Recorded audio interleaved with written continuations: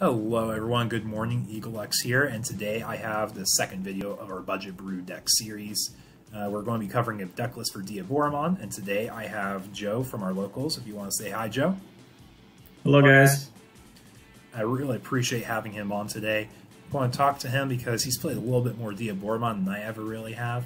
I know what it's like going against this deck a lot, as I played against it in the BT5 format and BT6 format a little bit, but not a whole lot with EX1, so it's going to be cool getting some insight from Joe.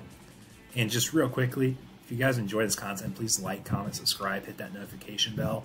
I've kind of rebranded the series a bit because Pauper Power Decks is a little misleading because we do use SRs and rares, and I don't want it to be thought of just as commons, uncommons, so Budget Brew is probably a little bit better brand name. Thanks to James for that. Anyways, with that being said, we're going to go ahead and get started. This is going to be your Diaboromon list that you can build in Digimon TCG for under $50 shipped on TCG Player. So some things I want to point out here for your bread and butter cards. The whole gimmick of this deck, if you don't know, is to generate tokens, Diaboromons, in particular using the Errata Tamer, or your token generating Diaboromon from BT5. That's the rare 4 of we have right here. And whenever you do, you get synergies. Whether it's through extra card draw through the Caramon, it's extra memory through Kurisarimon, it's giving them all rush through the other Kurisarimon, and it just enables you to, or being a blocker even from the new EX1 Diaboromon, it just enables to have this spam strategy where you're also a very defensive deck. So Joe, I want some of your thoughts here. What would you say are some of the key cards to just making this deck work? For sure, the Kurisarimons in Diaboromon are always the bread and butter, whether it be gaining memory or like restanding, giving tokens a rush. I think they're the main point of the decks. Yeah, besides Diaboromons, you know. Yeah, and then I think Errata is probably the other really big. Yeah, you're right. No tokens without Errata. Yeah, or at least a lot less, because you do have the security effect of the new EX1 Diaboromon, and you do have the Digivolving effect of the other Diaboromon, but he helps enable that spam. Right. And with how this deck is built, this one's a lot more of a defensive build. It's not focused on aggro, it's focused on slowly controlling the board, building up value. You're going to get draw, you're going to have the cards you need, you get to Armageddon, that's your big finisher, or if you don't finish with it, it's a great way to slow down your opponent, especially Lilith Loop, because it shuts down wind Digivolving effects of level 7s. Yep. So it shuts down those warts. What else is it really good for shutting down right now in the meta? Bonds don't have wind Digivolving effects, so their wind attackings will go through still. Oh, but the tokens are actually really good because they're level, what are they? Level 6s, I think, right? Yeah, so being at that high level plays around the bonds from being able to bot deck the tokens. Anyway, so this is the budget list, like I said. Let's go ahead and take a look at what we can do for some upgrades for changing how this deck plays.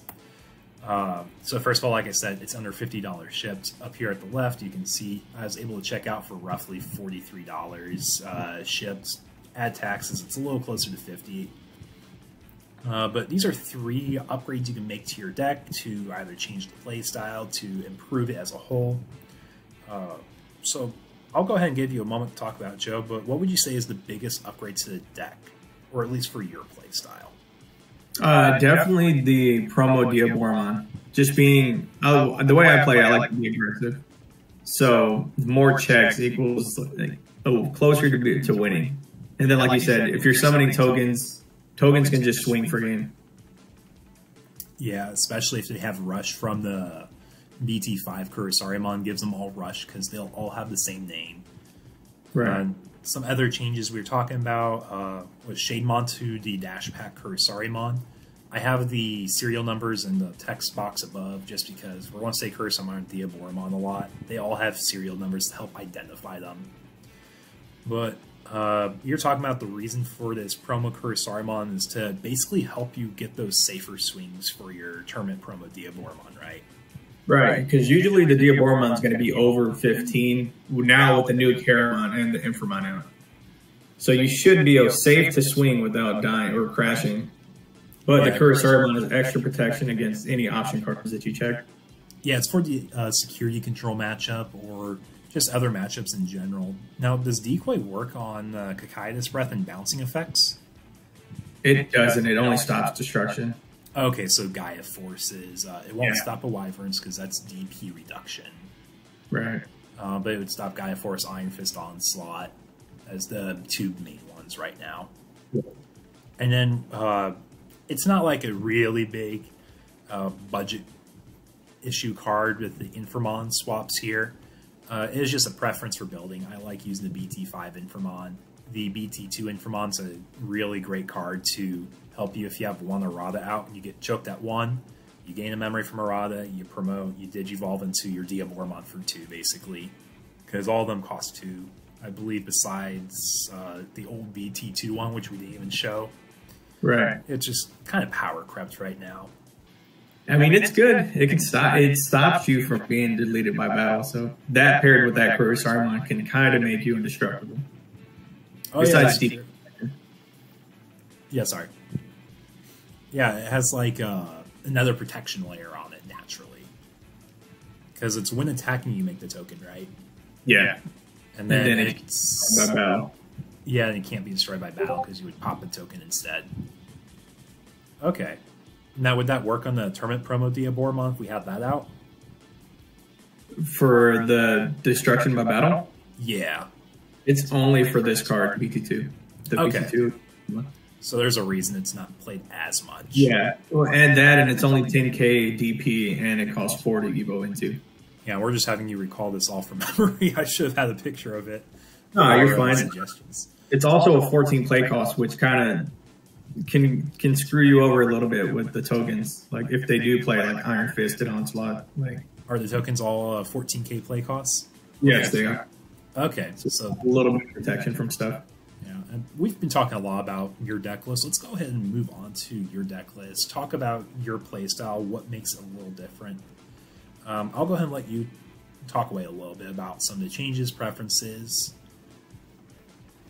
So what I've noticed is that I play more blockers, like level 4 champion blockers, than most Diaboromon decks. Like I think 2 Magnori is pretty standard, but the 2 tech Shademons is what really I think helps you stall out. Like especially whenever Gabugon swings like 3 times, and then they have they have the Lobomon, and then that last check that they check is a Shademon, and it can just save you from losing the game.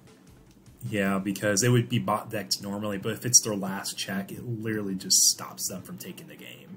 Yeah. Then Mechanorimon does a really good job of shutting out the hybrids from being able to swing multiple times that they couldn't have bonded away. Yeah, it helps you stall out at least till you build your stack.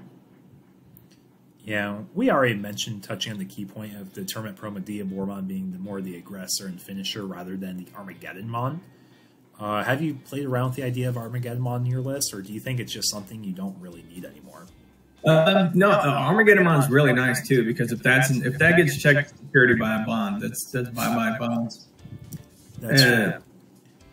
I just don't think it needs it because I'm running 3 promo Diaboromon, which I think is 1 or 2 more than somebody would usually play. So I think getting 1 or 2 extra security from that is good enough to not have to like rush with Armageddonmon for game. Yeah, and the last really big key difference I want to point out, you have a little bit more variety in options, which I think they all have a different place for different matchups. I think Catastrophe Cannon's a really cool option to stop a bond from swinging security. It's kind of like that Chikurimon effect you have. You have the Chikurimon Rookie, and it could just completely shut down a bond, swing, restand play if it goes back to a Gabu. Yeah, it generates a token if you have a Diaboromon on board, so that's another thing. Oh, yeah, that's totally true. I forget that has another effect. Jawalt Swarmer for the wider boards, and then you also have a different baby lineup. Or you have the same ones, just different counts. You emphasize the DP more. Right. Like I said, since I'm going for the promo Diaboromon, I want safe swings. Like I don't want to crash into anything. So the Sumimon, or BT2 Sumimon, I think, is the way to go when doing that. Plus, the when attacking Sumimon draw power is not really needed because of the Karamon. So you should plenty from those. So you don't really need the when attacking effects. I wasn't even thinking about the fact they both already do your draw and search for you. The BT5 one and the BT2 one. Right. And now, last thing I kind of want to touch base on for this deck is when you play this deck, what do you find to be your best and worst matchups for Diaboromon? Anything option wise. So like security control, 3 musketeers is pretty easy to deal with Diaboromon, just because they'd have to play multiple options, and we know that good option cards cost anywhere from 6 to 8. So having them have to play 2 just to kill your board makes it a better matchup. As far as bad matchups, I don't really know any, to be honest. I'm sure there is, but I can't think of any off top. Now that the EX Diaboromon's out, it's kind of safe against everything. Yeah, I guess like the biggest thing is if you get rushed down by like a Rookie Rush or Gabu Bond, it'd be a little harder. And Gabu Bond might be a little harder too. The Mechanors and the Shademons come in at that point. But I mean, still, if you don't draw into them, you're probably gonna lose.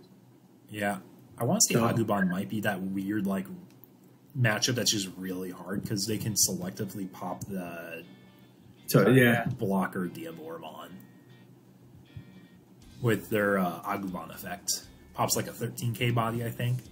Unless you have the Curse Saruman under it, but yes.